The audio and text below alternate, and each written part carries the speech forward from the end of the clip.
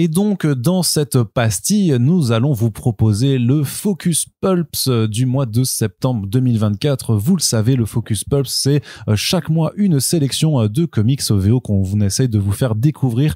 Et pour cela, avec Pulps, on vous fait un prix de lancement, c'est-à-dire que les comics sont à prix réduit par rapport au cover price. Et l'idée, c'est simplement de vous inciter à y aller parce qu'on sait que que les comics, c'est un budget, que parfois c'est les séries, on sait pas trop, on a un petit peu peur que ce soit pas forcément ce à quoi s'en attend, et donc pour inciter à la curiosité ou pour freiner un peu la barrière de la peur, l'autre levier sur lequel il est possible de jouer, c'est le prix. Et donc dans ce Focus Pulps, Corentin, qu'est-ce qu'on a? On a un peu de super-héros et un peu de licence et un peu d'indé. On a vraiment les 3 cas de figure, complètement les 3 cas de figure de ce qui sort aujourd'hui dans le monde des comics. Alors en premier lieu, la série Batgirl. Corentin, il y a une nouvelle série Batgirl qui arrive chez DC et on en parle. Pourquoi? Parce que l'équipe créative est cool. Voilà, parce que on aime bien Cassandra Cain aussi, parce que c'est une nouvelle série solo pour Cassandra Cain qui n'en avait pas eu depuis les années 2000. Et surtout que l'équipe créative, elle est plutôt sympathique. Au scénario et Takeshi Miyazawa qu'on aime bien. Oui. Au dessin. Voilà. Alors effectivement, moi le personnage de Cassandra Cain, je le maîtrise un peu moins que certaines autres Batgirl, mais c'est un personnage qui était assez intéressant, qui était apparu pendant No Man's Land. Tout à fait, c'est No Man's Land, ouais. Voilà, donc une Batgirl d'origine asiatique, qui a pour réputation d'être muette, c'est plus compliqué que ça, évidemment, qui a du coup vécu ses grandeurs dans les années 2000, effectivement. Alors pourquoi on vous en parle? Parce que Brumbal, déjà, c'est un protégé, en fait, de 2 mecs qu'on aime bien, James Tynion Ford et Jeff Lemire. Avec Tynion Ford, il a travaillé sur House of Slaughter, le spin-off de Something is Killing the Children. Voilà, et Professeur Chaos aussi, où il co-scénarise.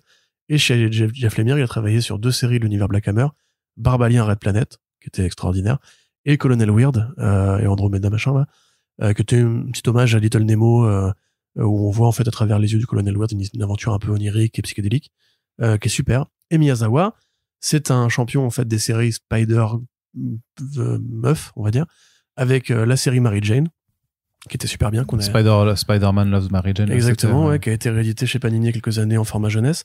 2 Spider-Gwen aussi, et des 2 séries Silk que j'aime beaucoup, personnellement, avec un trait justement ultra dessin animé / comics. Alors il est d'origine japonaise. Voilà. On l'a eu en interview sur First Print, d'ailleurs, donc vous pouvez écouter l'interview toujours où il parle justement du fait qu'il a voulu d'abord être mangaka et qu'en fait ça a été compliqué pour lui quand il allait partir vivre au Japon pour tenter de devenir mangaka, et donc finalement en fait il s'est trouvé à être en adéquation avec plus la façon dont la BD américaine est produite. Et au-delà de ces titres que tu mentionnes, il a aussi fait Mech Cadet You, qui est vraiment une sorte de croisement entre alors c'est comme ça qu'on l'a décrit, entre Pacific Rim et parce qu'il y a des mechas et des monstres géants, et Harry Potter dans le sens où c'est une école de formation justement des jeunes académiciens qui vont apprendre à piloter des mechas. Alors on pourrait bien juste les fans de manga vont hurler parce qu'en fait t'as pris 2 références américaines alors que c'est un genre qui existe depuis très longtemps au Japon. Tout à fait, j'aurais pu prendre Evangelion simplement, mais Evangelion est quand même vachement bresson, donc je préférais. Mais le côté de ces vie scolaire et robots, c'est un truc qui existe dans les jeux vidéo, qui existe dans les mangas depuis très très longtemps. Oui. Mais du coup, effectivement, il a fait ça aux États-Unis, et donc Arnaud. Voilà, je peux dire que juste pour dire que ça aussi c'était ultra bien dessiné. Enfin, c'était super frais. Il y avait une approche qui était super chouette justement dans ce mariage dans les styles de dessin. Donc là, Cassandra Cain, c'est aussi un personnage d'ailleurs métissé en fait, puisque sa mère c'est Lady Shiva, donc qui est chinoise. Donc voilà, elle est à moitié chinoise. Donc forcément, il y a aussi une forme d'accointance, on va dire, pour ce métissage culturel avec l'héroïne et le dessinateur en l'occurrence, quoi. Oui, puis Brumbal on l'a pas beaucoup vu chez les super-héros, si je ne dis pas de bêtises. Donc c'est quand même effectivement une belle prise pour DC Comics, qui fait un petit effort notamment assez régulièrement sur les personnages de Gotham City. Donc voilà, on pense aussi notamment au Robin de Johnny Ba ou à Nightwing qui a vécu ses meilleures années récemment. Donc c'est un peu le bon moment pour lire justement la famille étendue de Batman. Il y a aussi la série Birds of Prey d'ailleurs à côté de Kelly Thompson. Voilà, merci. Donc bon projet, on attend de voir, mais on a toute confiance. C'est ça, puisque l'équipe créative est plutôt cool. Alors il y a un autre titre sur lequel on propose de s'intéresser. Corentin pourra aussi nous en parler, parce qu'en fait c'est le grand lancement de la nouvelle série G.I. Joe. Alors oui, G.I. Joe, c'est pas forcément quelque chose dont on vous parle souvent et qu'on a beaucoup lu, en tout cas en ce qui me concerne, pas énorme. Moi en tout cas en ce qui me concerne pas énormément, mais la licence a été reprise chez Skybound avec l'Energianverse. Et justement, là, en fait, tout l'univers de G.I. Joe a été réinstallé au fur et à mesure de petites mini-séries dans 4 ou 5 numéros tout au long de l'année, depuis une bonne année, à commencer par Duke, justement, qui va sortir en plus là en VF chez Urban Comics. Et en fait, ça a permis de réinstaller les super gens, enfin, je veux dire les gentils, les héros et les super vilains de cet univers, pour avoir maintenant, une fois que tu avais les différents personnages installés, Scarlet, Destro, tout ça, une série régulière de G.I. Joe en bonne et due forme, avec donc Joshua Williamson à l'écriture et Tom Reilly qui avait dessiné Duke au dessin. Très bon dessinateur. Effectivement, alors je pourrais vous en parler, oui. Le principe même de G.I. Joe, effectivement, c'est qu'il existe donc deux factions qui se font la guerre depuis un peu toujours. Les Américains, on va dire, pour être très fédérateur, enfin Amérique et Japon, qui sont les Joes, donc un commando tactique qui est spécialisé dans les opérations de couverture et de destruction, qui donc sont menées en partie par Duke, qui est normalement le second lieutenant, et Scarlet, Snake Eyes aussi, le ninja qui ne parle pas. Et en face, on a effectivement donc le Cobra, l'armée Cobra, qui est tenue par un mec qui s'appelle le Cobra Commander, avec son fidèle bras droit, le Destro, qui est le fournisseur d'armes, trafiquant d'armes internationales et compagnie, et Storm Shadow. Il n'y a pas eu de série Storm Shadow d'ailleurs encore, je crois. Ouais, c'est vrai. Ouais, c'est peut-être le seul qui a pas eu son titre solo. C'est ça, qui est le meilleur assassin en fait de Cobra. Et en fait voilà, ils se font la guerre en jouets, en dessin animé, au cinéma et en comics depuis très très longtemps. La série de Larry Hama notamment a poussé très très loin certains concepts. Et là en fait, qui se poursuit, enfin qui a repris d'ailleurs chez Skybound aussi. Là en fait, Kirkman a opté pour une stratégie qui fait plus Marvel Studios phase 1. C'est-à-dire qu'effectivement, on va placer ces personnages complètement. Et en fait installer l'idée que l'énergon, donc l'énergie qui va maintenant régir le monde de G.I. Joe et les Transformers, va servir un peu d'élément d'accroche fédérateur. Et ça devient la source de conflit, puisque c'est une forme d'énergie alors pas renouvelable mais illimitée quand même pour l'humanité. Dans Avengers 1 entre guillemets. Donc voilà, on arrive au moment où ils vont enfin se croiser. Alors les séries globalement pour l'instant étaient quand même plutôt bonnes, grosso modo supervisées par Williamson en général et Kelly Thompson sur la série Scarlet, avec de bons dessinateurs ici ou là. Le Cobra Commander, on le traite justement comme un personnage qui a un vrai coffre, une vraie identité pour le coup, alors qu'avant c'était plutôt le juste vilain, un méchant, caricatural, c'était juste un méchant quoi. Ouais. Voilà, qui rigole méchamment devant le soleil couchant en pensant à tous les gens qu'il a tués dans la journée. Là, ils ont tous une histoire. La série Destro aussi qui parle un petit peu de trafic d'armes et tout. La série Scarlet qui était plus espionnage, Black Widow. D'ailleurs, pour ceux qui ont aimé la Black Widow de Kelly Thompson, c'était vraiment super bien. Donc là, évidemment, on voit un petit peu un truc qui se dessine. On sait que Williamson, il est très fort pour justement gouverner tout un univers d'un seul tenant. Bon, là, sous la supervision, évidemment, de Robert Kirkman, mais il sait gérer plusieurs équipes, il sait gérer une terre qui marche vers un objectif commun. Donc le fait de l'avoir après ces longues années chez DC Comics, observer comment il maniait un petit peu toutes les crises, tous les concepts, toutes les rencontres, les équipes, le multivers, etc. Il est naturellement taillé pour faire une série qui prend cet univers assez global et ensuite nous emmener vers ce qui sera plus tard la rencontre avec les Transformers pour l'éventuel baston qui va s'en suivre. Donc c'est assez enthousiasmant. Je ne pensais pas moi être impatient de lire du G.I. Joe en 2024, comme quoi le monde est plein de surprises. Ouais, mais effectivement, quand les comics de licence sont bien faits avec le bon personnel, les bons scénaristes, les bons dessinateurs, y a pas de raison de se plaindre. Donc effectivement, peut-être que c'est l'occasion aussi pour ceux qui ont rouspété ou qui n'ont pas eu les jouets de G.I. Joe, bande de naze, de s'y mettre aujourd'hui. J'ai pas eu de jouets. Le naze. C'est trop méchant. Comment j'en ai pas eu non plus. Tu te moques de moi j'avais joué Tortue Ninja. De matière, j'en avais pas non plus. Et voilà. Le naze. Il est content. Regardez comme il est méchant. J'avais le van Tortue Ninja. Allez, Corentin, le troisième titre de ce Focus Pulps, c'est de la création indépendante. Chez d'ailleurs le nouveau... alors c'est pas une nouvelle maison d'édition, mais le nouveau label dédié vraiment aux single issues de Abrams Comic Art, puisque c'est Abrams Comics tout simplement.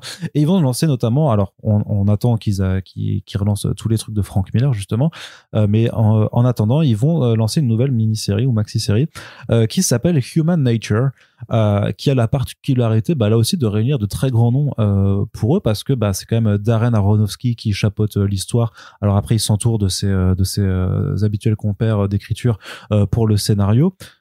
c'est Harry Handel et Jeff Welch, et c'est dessiné par Martin Morazzo, le dessinateur de Ice Cream Man, qui est l'un des titres indépendants qui a connu un succès assez fulgurant ces dernières années aux États-Unis. Oui, qui est édité chez Hugues Menin en France. Hugues Menin, dont on sait que Rodolphe Lachat, qui est à la direction, est aussi aux commandes chez Abrams Comic Art par ailleurs. Et je me demande d'ailleurs si le fait qu'il y ait le même dessinateur n'est pas peut-être un peu, il n'y a pas peut-être un lien de mise en contact. Tu vois le mec voit le monde comme Matrix avec le code qui défile. Ouais, et puis avec les fils rouges que tu passes. Attends, lui, il connaît lui. Et donc, on s'intéresse aussi à un Duke d'ailleurs là-dedans, mais c'est pas le chef des G.I. Joe, c'est plutôt un mec qui est parti un petit peu de rien et qui a réussi à gravir les échelons de la fortune en faisant, justement fortune dans le commerce de poulet.